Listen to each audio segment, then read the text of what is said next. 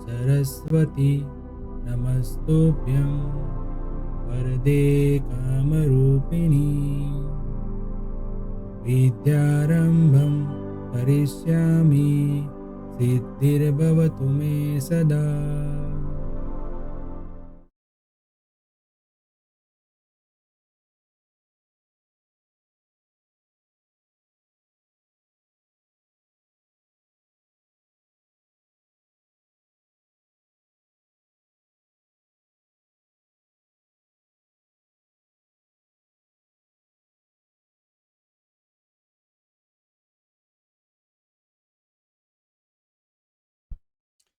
Hello everyone, welcome to मंत्र learning. तो types of budget में आज लेक्चर नंबर 5 में एक क्वेश्चन और हम प्रैक्टिकल देखने वाले हैं। क्वेश्चन नंबर आज का है जो है वो है क्वेश्चन नंबर 9। तो चलिए स्टार्ट करते हैं। सबसे पहले देख लेते हैं क्वेश्चन नंबर 9। यहाँ पे भी नंबर्स पे आपको नहीं जाना है। क्वेश्चन नंबर 9 आपकी बुक में अभी होगा ये। चलिए अब देखते हैं। The estimated figures of the selling expense of Viman Limited for the year ending 31st March 2013 are given below। मतलब यहाँ पे हमें सेलिंग एक्सपेंस का एस्टिमेशन फिगर्स दिए हुए हैं मार्च 13 के। Sales office salary, fix expense of sale office, advertisement वो भी फिक्स्ड, और ट्रैवलिंग सेल्समैन रेम्यूनरेशन वो भी fixed. In addition, the traveling salesmen are paid 1% commission on sales affected by them। मतलब यहाँ पे ये बताया गया है कि ये 4 एक्सपेंस तो हम कर रहे हैं। सेल्स ऑफिस के सैलरीज है, फिक्स्ड एक्सपेंस है, एडवर्टाइज वो भी फिक्स्ड है, और ट्रैवल सेल्समैन का रेम्यूनरेशन वो भी फिक्स्ड है। इसके अलावा ट्रैवलिंग सेल्समैन जो है उसको हम 1% कमीशन दे रहे हैं जो भी वो सेल करता है। मतलब सेल्स अफेक्टेड बाय देम, उसने जितना सेल्स किए उसी के ऊपर उसको हम 1% एक्स्ट्रा कमीशन दे रहे हैं।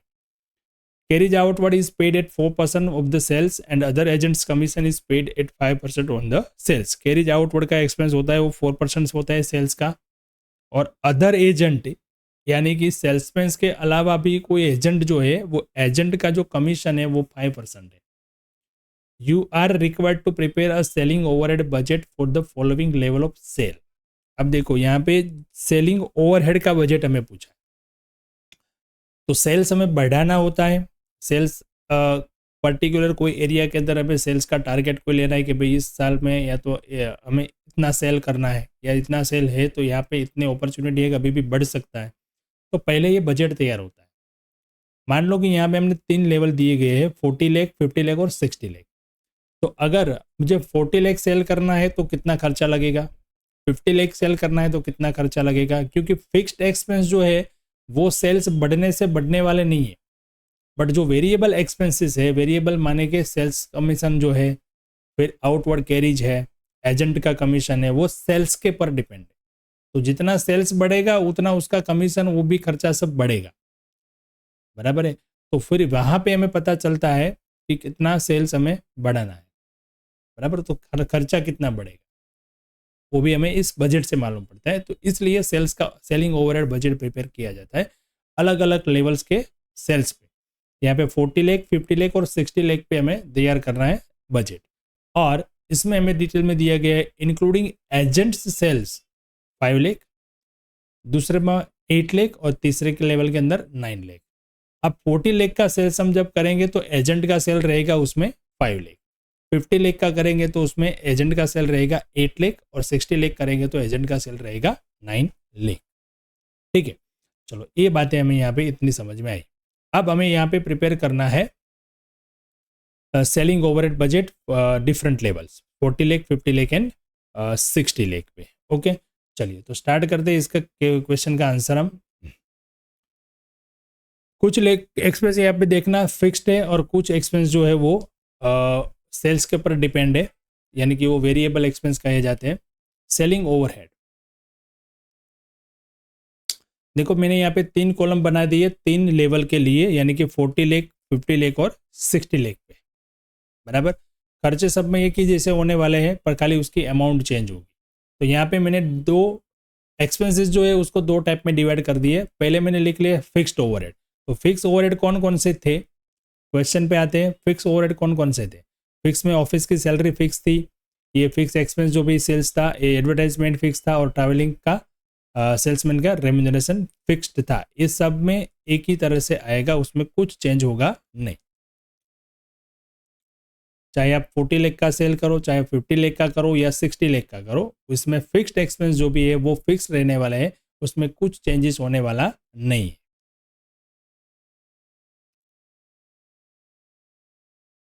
देखो ये सब में अमाउंट सेम तरीके से मैंने लिख दी, बस इसमें कुछ चेंज नहीं करना है। आप चाहे 1 करोड़ का भी सेल कर लोगे तो वो भी यही रहेगा, ये चार जो अमाउंट हमें दी थी वो बराबर। अब बाकी का जो है ना वो वेरिएबल है, उसमें खाली हमें ध्यान रखना है वो कैसे आएगा, बराबर। तो ये हो गया टोटल ए, यानी कि फिक्स ओवरहेड इतना तो लगेगा ही। हम 40 लाख का भी करेंगे तो ये लगेगा, 60 लाख का भी करेंगे तो ये तो खर्चा लगने वाला है, 40 से कम भी करेंगे तो भी ये खर्चा तो होने वाला है। अब वेरिएबल में क्या आता है? वेरिएबल में आता है ट्रैवलिंग सेल्समैन का कमीशन, वो 1% था। ट्रैवलिंग सेल्समैन का कमीशन था 1%, और 1% था, पर उसमें एक बात यहाँ पे नोट कर लो क्या थी, on sales affected by them, total sale पर नहीं, उन्होंने जितना सेल किया है उसी पे। तो देखो यहाँ पे टोटल सेल था 40 लाख, इसमें से अदर एजेंट का कितना था 5 लाख, मतलब कि ट्रैवलिंग सेल्समैन ने कितना किया 35 लाख। सेम इस तरीके से यहाँ पे 42 लाख आएगा और यहाँ पे आ जाएगा 51 लाख। ये हो गया ट्रैवलिंग एजेंट का सेल्स। तो उसके ऊपर हम 1% कर लेंगे, तो देखो यहाँ पे 35 लाख का 35,000 आ गया, 42,000 और 51। कैरीज आउटवर्ड जो था वो 4% था, तो सेल्स के अमाउंट ऊपर है हमारे पास, सीधा उसमें 4% कर लेना है तो ये वैल्यू मिल जाएगी। उसके बाद तीसरा था अदर एजेंट का कमीशन। अदर एजेंट का कमीशन जो था वो 5% था, बराबर। तो उसने जितना सेल्स किया उसके ऊपर, तो अदर एजेंट का सेल हमें बताया गया था 5 लाख था, तो 5% आ गया ये 8 लाख था, 5% आ गया 40,000, 9 लाख था 5% आ गया 45,000। तो ये हो गए सारे वेरिएबल एक्सपेंस। ये देखो लेवल के हिसाब से चेंज होते हैं, जैसे सेल बढ़ा एक खर्च बढ़ता है, जैसे सेल बढ़ा एक खर्च बढ़ता है, और इसमें कुछ चेंजेस नहीं है, बराबर। तो ये हो गया पार्ट बी, यानी कि वेरिएबल एक्सपेंस। अब टोटल ओवरहेड हम इस तरीके से लिख सकते हैं, 5,01,000, 5,63,000 और 6,17,000। ये हो गया selling overhead budget. Okay friends, चलो तो ये एक सिंपल सा क्वेश्चन था सेलिंग ओवरहेड बजट के लिए जो हमने कर लिया। अब आते हैं नेक्स्ट क्वेश्चन। क्वेश्चन नंबर दूसरा जो है वो है क्वेश्चन नंबर 12, बराबर। क्वेश्चन नंबर है 12। चलो इसका क्वेश्चन देखते हैं हम पहले। क्वेश्चन में बताया गया है यहाँ पे, a company manufactures product M, company product M बना रही है, for which the following information is available. इसके लिए क्या क्या डिटेल बताइए। तो सबसे पहले दिया है the standard quantities of material required in manufactures are as follow. The standard quantities of material required in manufacture are as follow per unit.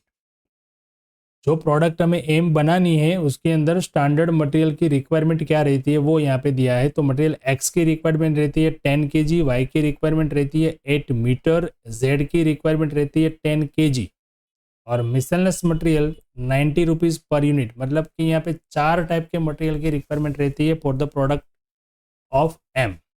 Okay, X, Y, Z and miscellaneous material. Stocks on hand on each of above item on 1 April 12 were as follows. अब जो सारे material हमें दिए गए हैं वो और M, वो सारी आइटम जो है उसके सारा का स्टॉक हमें 1 अप्रैल का यहाँ पे बताया है। कंप्लीटेड यूनिट्स, यानी कि एम के कंप्लीटेड यूनिट थे 60, एक्स का था 500 kg, वाई था 1500 मीटर्स और जेड था 1000 kg और मिसलनेस मटेरियल था 1200। Minimum stock requirement at the end of each month. Each month ये नई डिटेल एक प्रोवाइड की है कि हर महीने हमें इतना मिनिमम स्टॉक तो रखना ही है। आइटम एक्स का 400 kg, वाई का 1000 मीटर, जेड का 800 kg और मिसलनेस मटेरियल का 900 rupees. And the budget for sales April to July, अप्रैल से जुलाई का हमें यहाँ पे बजट दिया है सेल्स का 500, 800, 1200 एंड 700, मतलब अप्रैल में 500, मई मंथ में 800, जून 1200 और जुलाई 700 unit respectively. Okay. The minimum quantities for which order are placed for the purchase of material and the price at which purchase are made are shown below. Minimum quantity का इतना ही हम order दे सकते हैं, इससे कम का order देते नहीं है. मतलब सप्लायर जो है हमारा वो इससे कम का ऑर्डर एक्सेप्ट करता नहीं है. यानी कि मटेरियल एक्स 200 kg, अब मटेरियल एक्स का हमें 10 kg की भी रिक्वायरमेंट है तो हमें ऑर्डर कितना देना पड़ेगा, 200 kg का ही देना पड़ेगा, क्योंकि मिनिमम ऑर्डर क्वांटिटी यही है. इससे नीचे का ऑर्डर सप्लायर लेगा नहीं, इससे नीचे का क्वांटिटी हमें परचेस करने से मिलेगी नहीं. सेम इस तरीके से वाई का है 500 मीटर, जेड का है 250 kg और मिसलेनियस मटेरियल का है 1000 रुपीज. तो ठीक है, समझ में आ गई होगी बात. यहाँ पे 2-3 पॉइंट नहीं है बराबर, जैसे कि ये मिनिमम रिक्वायरमेंट का, ये मिनिमम ऑर्डर क्वांटिटी और अप्रैल से जुलाई का हमें बजट दिया गया है सेल्स का, वो भी. अब देखते हैं हमें क्या पूछा गया है. Prepare production budget for the quarter for April to June. अप्रैल से जून यानी कि अप्रैल मई जून, ये 3 मंथ का हमें प्रोडक्शन बजट तैयार करना है. Okay. Purchase budget showing both quantities and cost for the month of April 2012. Purchase budget भी तैयार करना है बट दोनों क्वांटिटी की बराबर, both quantities and cost, quantity और कॉस्ट दोनों, यानी कि रिक्वायरमेंट कितनी है वो क्वांटिटी में भी चाहिए और कॉस्ट यानी कि रुपीज़ में भी चाहिए. ठीक है, तो चलिए स्टार्ट करते हैं अब इसका आंसर. सबसे पहले हमें प्रोडक्शन बजट पूछा गया है, तो प्रोडक्शन बजट के लिए हमें क्या क्या चाहिए. प्रोडक्शन बजट के लिए हमें यहाँ पे 3 मंथ का दिया है और प्रोडक्शन हमें किसका करना है, प्रोडक्ट एम का. ठीक है, तो प्रोडक्ट एम के लिए बनेगा ये अप्रैल मई और जून, 3 मंथ का यहाँ पे मैंने कॉलम लगा दिया. उसके लिए हमें सबसे पहले चाहिए sales, budgeted sales as per sales budget, जो हमें दिया गया था 500, 800 और 1200. यहाँ पे हमें 3 मंथ का यानी कि अप्रैल से जुलाई तक का दिया हुआ था. देखो ठीक है, अप्रैल मई और जून, तो हमें 3 मंथ का ही चाहिए, जुलाई की रिक्वायरमेंट हमें नहीं है क्योंकि बजट हमें 3 मंथ का बनाना है. ठीक है, अब उसमें प्लस कर लेते हैं क्लोजिंग स्टॉक. अब ये क्लोजिंग स्टॉक किस तरीके से आया देखते हैं. चलिए, क्लोजिंग स्टॉक यहाँ पे हमें बताया गया था. देखो ये मिनिमम स्टॉक रिक्वायरमेंट है और ये हमें बताया गया था कि 1 अप्रैल 12 का ये जो है वो स्टॉक है, बराबर है. अब एक जो है वो डिटेल यहाँ पे मिसिंग है, जो मैंने यहाँ पे पेन से राइट की गई है, वो आपको समझना है. वो अमाउंट क्वेश्चन के अंदर जो है मिसिंग है, वो ऐड करेंगे तो हम इसका प्रॉपर आंसर ला सकेंगे. कंप्लीटेड यूनिट, यहाँ पे हमें ये एक इन्फॉर्मेशन दी गई है, वो आपको क्वेश्चन में सुधारना है. Completed unit 15% of the anticipated sale for following month. मतलब जो कंप्लीटेड यूनिट यानी कि हमारा जो क्लोजिंग स्टॉक है, जो मिनिमम रिक्वायरमेंट के अंदर है, वो क्लोजिंग स्टॉक जो है वो 15% ऑफ द एंटीसिपेटेड सेल्स, मतलब एंटीसिपेटेड सेल मतलब नेक्स्ट मंथ का जो सेल है उसका 15% जो है वो रहेगा, उसका 15% रहेगा. ठीक है, तो इस हिसाब से हमें यहाँ पे क्लोजिंग स्टॉक मिलेगा.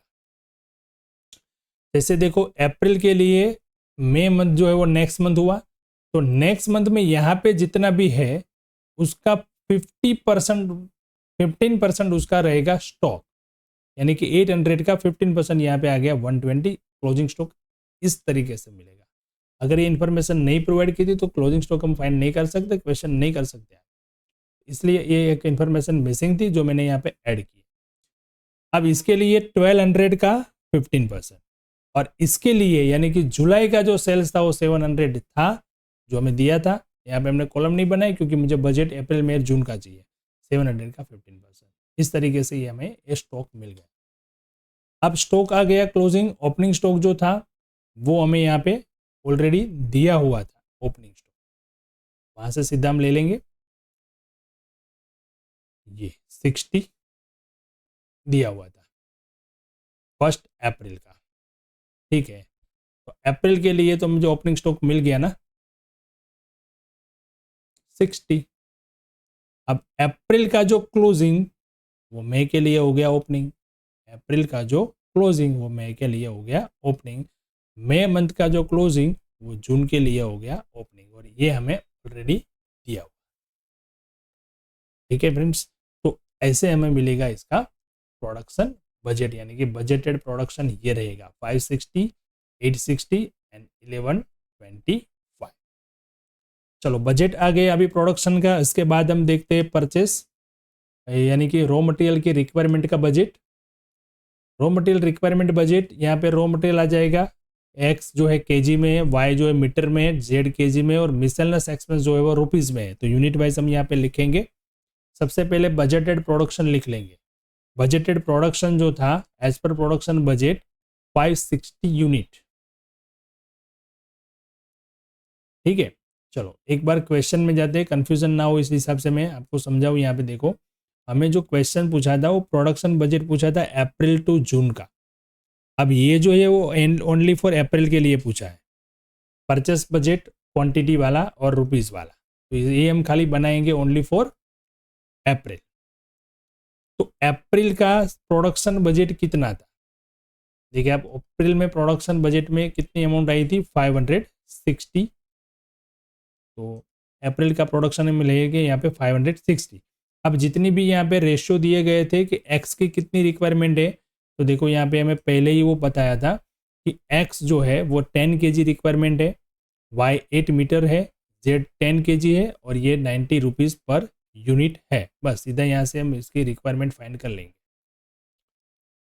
चलो 560 into 10 kg, 560 into 8 metre, 560 into 10 kg and miscellaneous expense 560 into 90 rupees. तो ये आ गई हमारी चारों मटेरियल की रिक्वायरमेंट, ये क्वांटिटी में आ गया। अब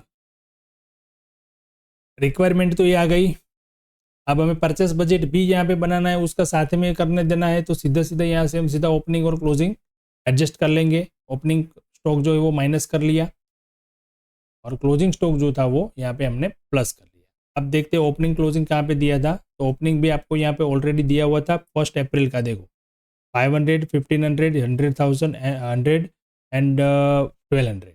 ओके, अब क्लोजिंग 400, 1000, 800 और 900। ये कैसे आया, क्लोजिंग कहाँ पे दिया है।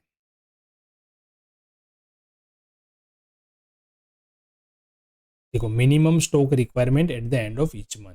तो ये मिनिमम स्टॉक रिक्वायरमेंट 400, 800, 1000, 900 ये मिनिमम रिक्वायरमेंट है। तो ये मतलब ये स्टॉक रहेगा ही क्लोजिंग में, ये स्टॉक क्लोजिंग में रहेगा ही। जो एंटीसिपेटेड वाला जो पॉइंट था वो only for the completed unit, यानी कि प्रोडक्ट के लिए था। अब ये हम किसके लिए बना रहे, रॉ मटेरियल के लिए। तो ये मिनिमम रिक्वायरमेंट जो रही गई वो हमारा क्या हो गया, क्लोजिंग स्टॉक। ठीक है, चलो तो रॉ मटेरियल का बजट हो गया परचेस, इस तरीके से आ गया। ये इसमें प्लस हो गया तो 5500, 3980, 5400 एंड 50,100। अब इसमें ऐड कर देते हैं प्राइस, मल्टीप्लाई कर लेते हैं। प्राइस जो थी 115 और 100, 115 और 100। ठीक है, प्राइस यहाँ पे 115, 100, और इसका तो मिसलेनियस में तो अमाउंट ही दी है, टोटल वैल्यू ही प्रोवाइड की है, तो उसका तो मल्टीप्लाई करने की ज़रूरत ही नहीं है। आप मल्टीप्लाई कर लेंगे तो इस हिसाब से हमें यहाँ पे मटेरियल का जो है क्वांटिटी भी मिल गया और कॉस्ट भी मिल गया एक ही बजट के अंदर। ठीक है, अब क्वेश्चन के अंदर हमें ये भी बताया गया था कि जो मिनिमम ऑर्डर क्वांटिटी क्या है। मिनिमम ऑर्डर क्वांटिटी हम इस हिसाब से ही दे सकेंगे। तो इसके लिए फिर हमें एक और कैलकुलेशन करनी पड़ेगी यहाँ पे। अगर ये अमाउंट नहीं दी, ये वैल्यू हमें, ये इन्फॉर्मेशन नहीं प्रोवाइड की थी, तो यहाँ तक हमारा क्वेश्चन कंप्लीट, बराबर। पर परचेस बजट के लिए हमें अलग से बनाना पड़ेगा ये। क्यों कि देखो मटेरियल की रिक्वायरमेंट तो हमें इतनी है 5600, 4400, 85, 5600 और 50,400 रुपीज़, बराबर। उसमें क्लोजिंग स्टॉक और ओपनिंग स्टॉक का जो भी एडजस्टमेंट हमने कर लिया, उसके बाद इस टाइप से जो ऑलरेडी हमने यहाँ पे किया हुआ है, देखो इस टाइप से हमें यहाँ पे वो वैल्यू मिल रही है। अगर हम इतने ही क्वांटिटी का ऑर्डर देते हैं तो ये कॉस्ट आती है हमारी, बट यहाँ पे मिनिमम ऑर्डर क्वांटिटी हमें प्रोवाइड किया हुआ है, तो हम इतनी रिक्वायरमेंट है 5500 की, तो हम इतना ही ऑर्डर देंगे ऐसा तो नहीं होगा। क्यों? क्योंकि जो एक्स है उसका मिनिमम ऑर्डर क्वांटिटी क्या है? देखो मिनिमम ऑर्डर क्वांटिटी है 200 kg, तो हमें कितना ऑर्डर करना पड़ेगा ऐसे कैलकुलेट करेंगे। 5500 kg की रिक्वायरमेंट है और मिनिमम में 200 kg का ऑर्डर दे सकता हूँ, तो डिवाइड कर देते हैं। तो 27.5 टाइम्स मुझे ऑर्डर देना पड़ेगा, बट 27.5 तो चलेगा नहीं, उसमें एक प्लस ही करना पड़ेगा। देखो 200 200 200 ऐसे करके मैं 27 बार ऑर्डर प्लेस करूंगा तो मेरी रिक्वायरमेंट कंप्लीट होगी 5400। अब बाकी ये 100, बट 100 की ऑर्डर क्वांटिटी है नहीं, 100 में ऑर्डर वो लेगा नहीं, तो मुझे कितना करना पड़ेगा 5600, यानी कि 100 और ज़्यादा, यानी कि 200 का ऑर्डर प्लेस करना पड़ेगा। मतलब यहाँ पे मुझे ऑर्डर 28 टाइम्स प्लेस करना पड़ेगा और 5600 यहाँ पे होगा, तो इसकी वैल्यू आ जाएगी ये। भले रिक्वायरमेंट मुझे इतनी है बट मिनिमम क्वांटिटी है, इसलिए मुझे इतना ऑर्डर प्लेस करना पड़ेगा।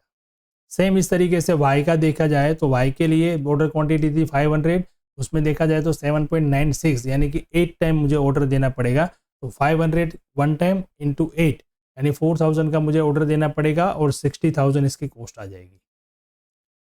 सेड का देखा जाए तो 5400 है और उसकी मिनिमम क्वांटिटी थी 250, 250 से डिवाइड करते हैं तो 21.6 आता है, बट ऑर्डर कितना देना पड़ेगा मुझे 22, तो इसका भी कॉस्ट आ जाएगा 5,50,000।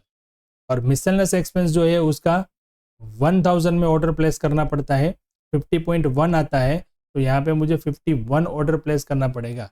यानी कि यहाँ पे पॉइंट के बाद कोई भी अमाउंट आती है तो एक ऑर्डर बढ़ जाता है, बराबर। तो 51,000 का ऑर्डर मुझे यहाँ पे देना पड़ेगा। तो ये वैल्यू है सही, मल्टीप्लाई करो तो इतना, बट ऑर्डर मुझे इतना प्लेस करना पड़ेगा, इतनी कॉस्ट लगेगी। ठीक है, तो जब आपको मिनिमम क्वांटिटी दी गई है या इस तरीके से कोई कैलकुलेशन करनी है तो आपको ध्यान रखना है कि परचेस बजट जो है वहाँ पे जब आप वैल्यू फाइंड करो तो इस तरीके से करनी है। यहाँ पे जब मैंने रिक्वायरमेंट की बजट मैंने जो फाइंड की तो रिक्वायरमेंट के अंदर ही मैंने यहाँ पे कैलकुलेट कर ली, बट मैंने यहाँ पे ऐसा कैलकुलेट कर ली कि रिक्वायरमेंट मिनिमम क्वांटिटी नहीं है, तो इस हिसाब से इतनी कॉस्ट लगेगी। बट मिनिमम क्वांटिटी ऑर्डर जो प्लेस करना है तो हमें इस टाइप से ऑर्डर प्लेस करना रहेगा। ठीक है फ्रेंड्स, तो आपको एक क्वेश्चन की खुद से प्रैक्टिस करनी है और इसके जैसे और क्वेश्चन आपको मिले बुक्स में ढूंढिए, आप खुद से करें क्वेश्चन और प्रैक्टिस करते रहें। ठीक है, चलिए मिलते हैं नेक्स्ट लेक्चर में नए एक और क्वेश्चन के साथ। Thank you and have a good